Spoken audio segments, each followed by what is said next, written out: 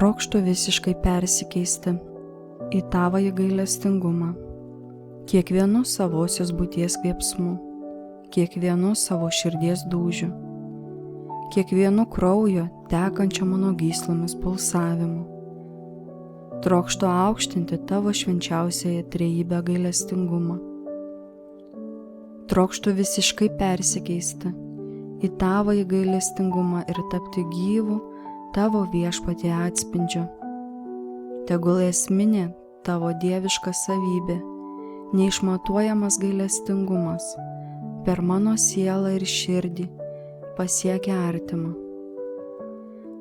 Padėk man, viešpatie, kad mano akys būtų gailestingos, kad niekuomet nieko neįtarinėčiau ir neteisčiau pagal išorę, bet įžvelgčiau artimo sielos grožį ir jam padėčiau. Padėk man, viešpatie, kad mano klausa būtų gailestinga, atidi artimo poreikiams, neabejinga jos skausmams ir aimanoms.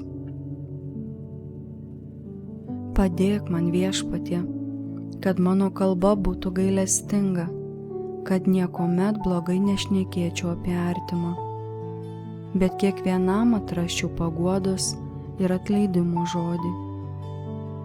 Padėk man, viešpatie, kad mano rankos būtų gailestingos ir pasirengusios geriems darbams, kad aš mokėčiau daryti gerą artimui, pati imdamasi sunkiausių ir nemaloniausių darbų. Padėk man, viešpatie, kad mano kojos būtų gailestingos, kad įveikdama savąjį nuovargį galėčiau skubėti padėti artimui.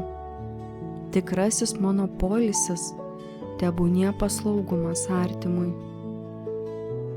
Padėk man, viešpatie, kad mano širdis būtų gailestinga, kad būčiau jautri visoms artimo kančioms.